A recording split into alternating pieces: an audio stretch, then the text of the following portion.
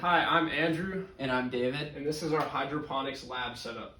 So to start, it works by, we have a pump that pumps water out into the growing tray.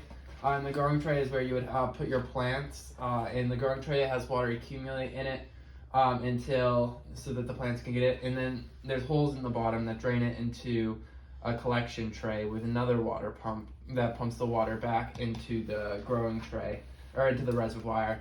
And that's done by you talk about the Yeah, so we have a motor controller right here. It's the same motor controller that we use in Lab 3. The issue with our pumps were that they actually can't run off the amperage provided by the Arduino. So the Arduino only provides a couple tens of milliamps, but we needed a power supply of hundreds of milliamps to amps. So we made a power supply connected over here to the wall outlet based off of an iPhone charger, which can supply up to 2 amps. We have our power supply wired right into the motor voltage over here, and then the Arduino can control the motor power based on the pins over here with turning them on and off. Other than that, we have the ADC. The ADC is connected to a thermocouple. We were actually going to use the thermistor as we thought it would be more simple and we wouldn't have to have this reference state. But since the thermistor and the ultrasonic sensor both need voltage to run, we couldn't run both of them in tandem. So we're using the thermocouple to better to generate voltage from the thermocouple itself rather than having to supply it. Mm-hmm. Now right here, yeah, go ahead. Yeah, right here's the ultrasonic sensor, which allows us to measure the distance to the water so that the user can tell if the reservoir is running low on water. Like he said, we ended up using a thermocouple so that because the thermocouple can produce its own voltage, and running the thermistor with the ultrasonic range sensor was impossible due to the voltage requirements of the ultrasonic range sensor. And so we switched to the thermocouple. But yeah, and also the temperature and water level are reported on the internet using the Arduino, which we can demonstrate. Yeah, so once we demonstrate our setup, I'm just going to take you through the code just a little bit. So we have all the code for the ultrasonic sensor, the thermocouple, and the Wi-Fi connectivity. So we start with our variable declaration. We go to our Wi-Fi, and then the trigger pin and echo pin are connected to the Arduino from the ultrasonic sensor.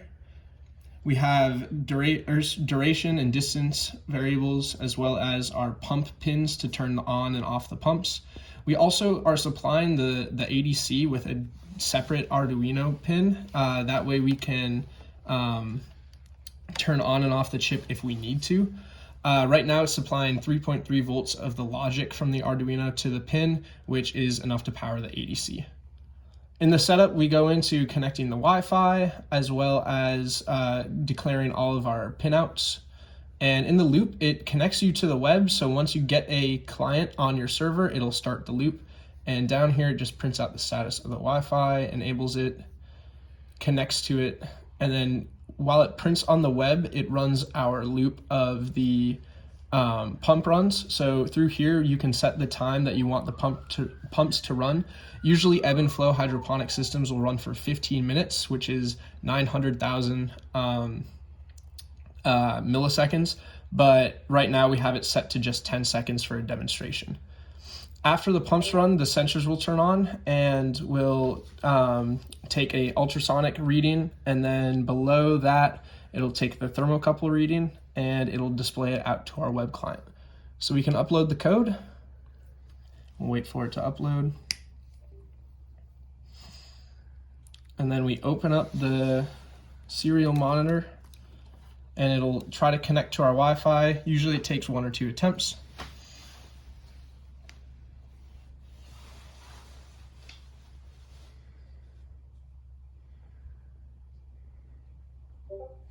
So we're connected to the Wi-Fi here, and taking this little server code that the Arduino is hosting, we can put it into any browser. And as soon as we turn that on, our pumps turn on.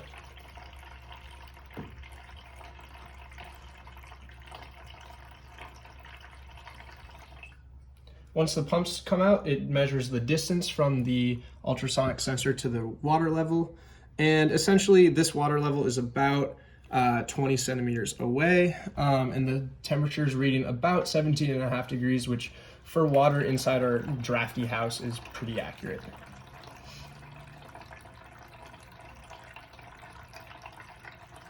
So